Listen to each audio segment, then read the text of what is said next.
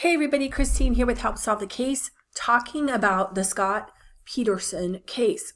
Now recently, there's been some filings, some denials about new evidence submitted in the case. And I wondered, I wasn't aware of exactly what was going on with it, so I thought we would take a preliminary look and see if that's something that you, my loyal viewers, would like me to talk about. Just trying to move myself here. Okay. Because you guys know, right? I'm a retired detective, sergeant. I'm a law enforcement expert working on these cases, whatever side that you're on. We're in the process of going through the Koberger case. I've been asked about the Nancy Guthrie case, a lot of cases. And to be able to give you an insider's perspective, I don't even know if insider is the right word. So let me know. I'm going to go through this. I haven't read it. This is on innocencela.org. Okay. And let's see what's here. And let me know if there are things here in this case, questions in this case, you'd like to ask me on a live, or things that you would like me to go through, things you don't understand or would like to know better. Or you can just feel free to comment on the video. So it says here, Los Angeles Innocence Project to appeal judge's ruling declining to review new evidence supporting Scott Peterson's claim of actual innocence. Right? I'm not a lawyer. We watch a lot of shows. We know a lot of stuff that typically you have to bring up new evidence in order to get a new trial, to examine what they're talking about here, actual innocence. So let's see what they are claiming. So this was on April 28th. We are a couple weeks later, and it says that the Superior Court declined to review new evidence supporting Mr. Peterson's claim of actual innocence, and that they had filed a petition in August of 2025. I have that entire petition. It is a monster, okay, of a document.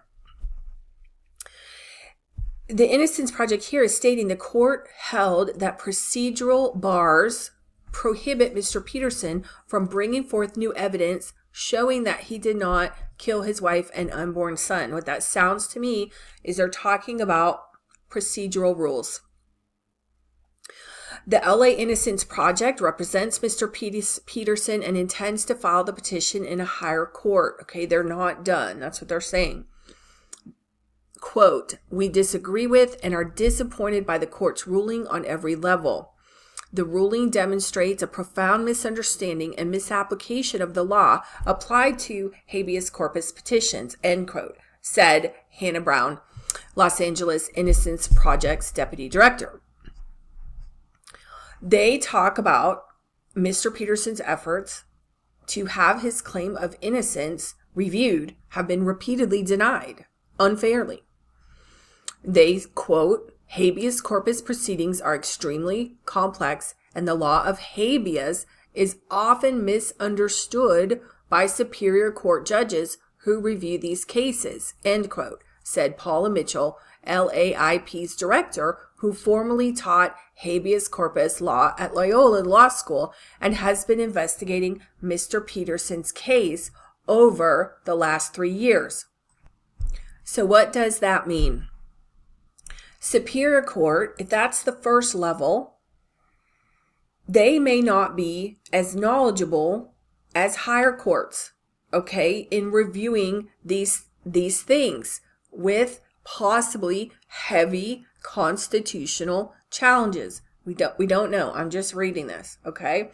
But it sounds like Paula Mitchell, the director, she probably knows a lot about habeas corpus law and has probably, I don't know, litigated these cases and presented these cases before different judicial bodies, okay? They're saying that, quote, in the court's ruling, strong exculpatory evidence was disregarded as inadmissible, which is not the correct legal standard, explains Miss Brown.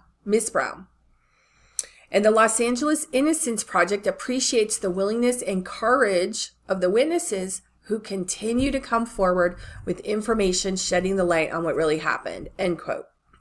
Added, LAIP investigator Daniel Leaf, who conducted over 50 interviews with various witnesses, many of whom brought forward evidence that Mr. Peterson did not commit these crimes. That's a heck of a lot of people, okay? Typically, we see maybe one or two pieces of evidence, maybe just a few people that are willing to come forward, experts that are going to talk about this stuff, but that is a ton of people. And I think I mentioned the brief is pages, 600 and something pages, I believe. LAIP, okay, that's the LA Innocence Project, has uncovered, this is their words, compelling new scientific evidence showing that the jury in Mr. Peterson's case relied on unreliable scientific evidence to convict him. And when we talk about bringing the forensic sciences into the court, are they reliable? Are they widely accepted? What's the basis, right? Sometimes we've heard the term junk science. Some examples come about bite mark evidence, things like that. What is junk science? And it's of interest to me specifically because I work in at least one area of forensic genetic genealogy, which we've seen in the Gilgo Beach killing situation. Rex Heuermann's pled guilty, but the court accepted it. Okay, there was a challenge to it and the court accepted it. So we're making progress there. Definitely don't want to see that ruled as junk science because I don't believe that it is. I've been very successful with it. And we could clear a lot of cases, I believe, with it. So what is, for me, reading this, what is this new scientific evidence? I want to know. Because we don't want to be using junk science, right? Mr. Peterson was convicted of murdering his wife, Lacey Peterson, and unborn son, Connor, and sentenced to death in 2005. 21 years ago. It says an international media frenzy immediately painted Mr. Peterson as a pariah. And they are saying, the Innocence Project is saying that the media frenzy in the case contributed to his inability to get a fair trial. Mr. Peterson currently has separate habeas petitions pending in the California Supreme Court system alleging juror misconduct. Okay, and this is as of April 28th. All right. So, another one is coming. So they're arguing the jury issue and they're arguing the evidentiary issue, apparently. And they say that they're hopeful that the higher court, moving above the superior court, will permit him an opportunity to have a fair, what they entitle a fair review of new evidence. Okay. Now they're saying here that the new scientific evidence exonerates him.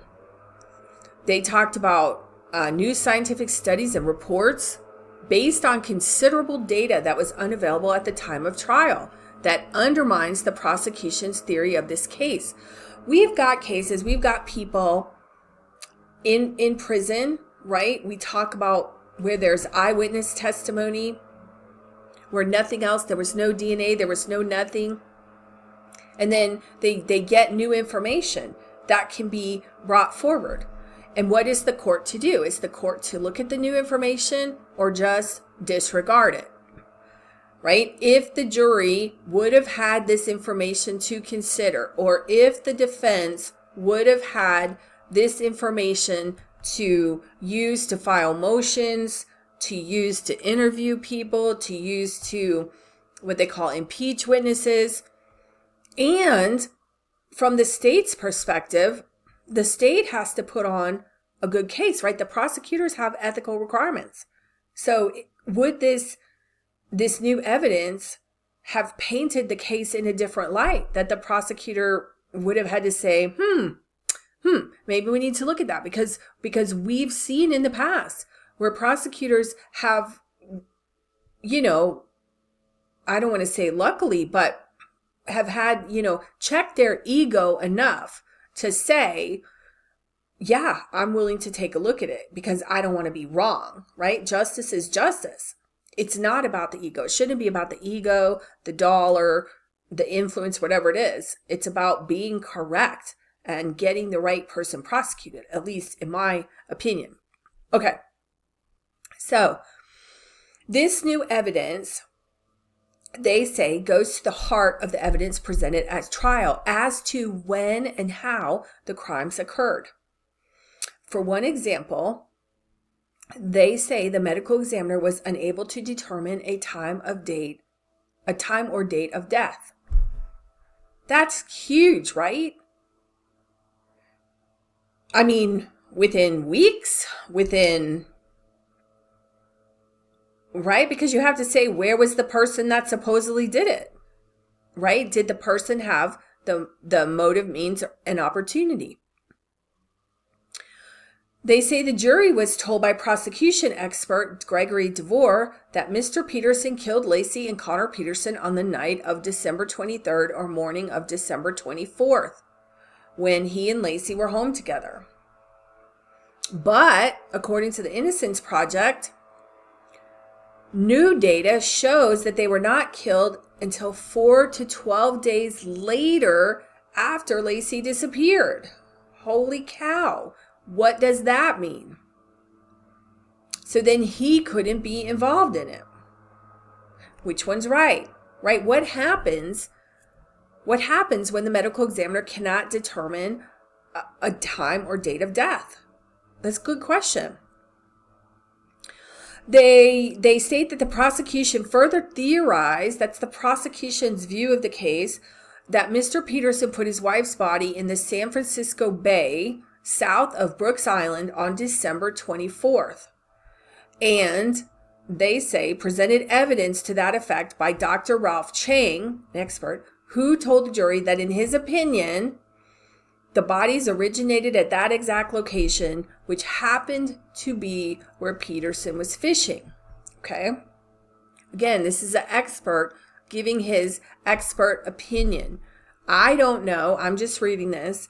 Was there photographic evidence? Was there photographic evidence of him dumping the bodies? If not, do we really know? All good questions.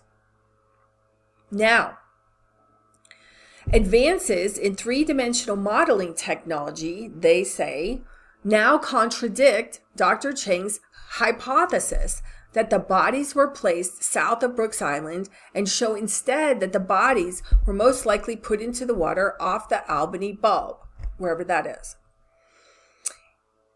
LAIP says this technology was not yet available at the time of his trial, and that the Innocence Project maintains that this and other new evidence shows that the jury relied on evidence that is no longer considered scientifically sound.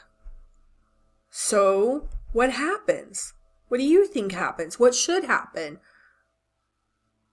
If it's somebody that you consider definitely he or she did it, then you're like, no. I don't want to put words in your mouth. You would be like, potentially, I don't want the person getting out. If you're an innocent person, you're like, heck yeah, they need to let us put this on, right? And what about removing both of those situations and just talking about justice in general and what is fair? Does fair and right, even like they talk about equal justice for all, does that really even come into the equation? They also talk about evidence that a burglary occurred across the street from the Petersons' home on December 24th, the day she disappeared. And I remember hearing something about that. And the Innocence Project continues that the prosecution suppressed evidence linked to that burglary and when it occurred. Some strong words.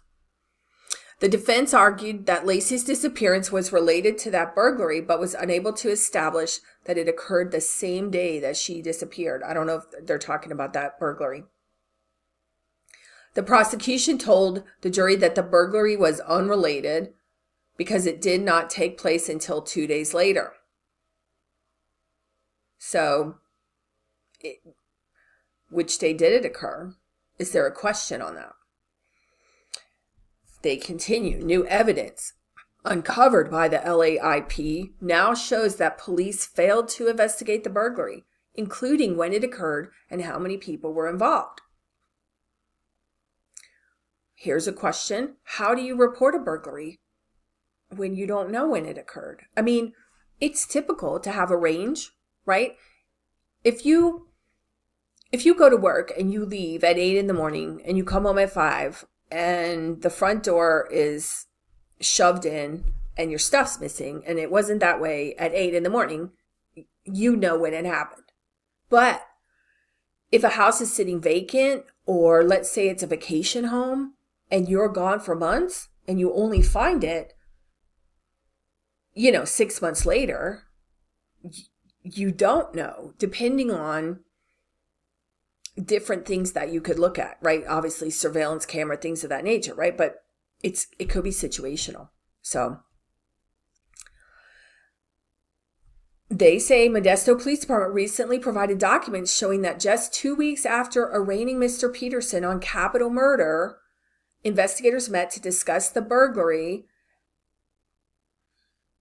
Sorry, eyeballs, because it's a little shocking. Met to discuss the burglary, and the following day, inexplicably and intentionally, those are big, strong words, destroyed the only copies of the videotaped interviews police conducted with the burglars. What? That sounds kind of crazy.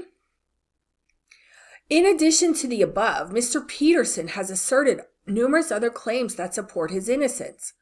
Instead of conducting a full and fair review of the considerable new evidence, says the Innocence Project, the San Mateo County Superior Court summarily denied a review of all new evidence claims, denying him his day in court, which he is entitled to, along with every other habeas corpus petitioner who has a colorable claim of innocence. That's some legal words there. So they mention again, Mr. Peterson has a petition pending in Supreme Court for the juror misconduct, which they say denied him his constitutional rights to a fair trial by a fair and unbiased jury. And in 2020, the Supreme Court agreed that Mr. Peterson's jury misconduct claim warranted review and sent the matter to the trial court for review. In 2022, the Superior Court held an evidentiary hearing and ruled that the juror in question provided false answers on her juror questionnaire, but that her false answers were unintentional and did not prejudice Peterson. The Innocence Project is now challenging that ruling on behalf of Mr. Peterson in the California Supreme Court.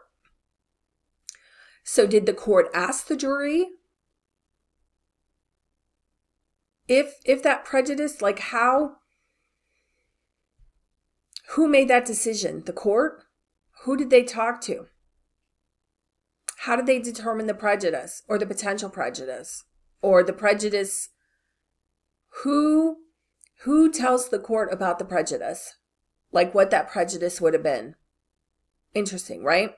The mechanics of it all. They say, again, Mr. Peterson is no longer on death row because in 2020, the Supreme Court held that the death sentence imposed in 2005 was unconstitutional for procedural reasons. Sounds like some problems here, right? After spending 15 years serving an unconstitutional sentence on death row, this is their language, right? They're peeved on behalf of their client. Mr. Peterson was resentenced to life in prison without the possibility of parole, for which he is now serving in a California prison. They are going to continue to fight for his innocence. So, these are things, this new evidence in these 600 pages of the habeas filing would that be something you would want to get into? Is that something that you would want to talk about? If so, tell me below yes. If so, which things? Maybe you don't know which things. There's apparently a lot of things. I scanned through the document. There's a lot of things. So let me know. I want to talk about things that are important to you, things obviously that I like that are important to you, and help us all learn more about the court system, about these cases, and what's going on, right? So we can be, I don't know, I was going to say better consumers, but hopefully we're not consumers of the court system. Okay. I will talk to you soon. Thank you for being here. Thank you for helping us help solve the case, and have a great day. Let me know below. I would love it if you would like, share, and subscribe. All right. See you later.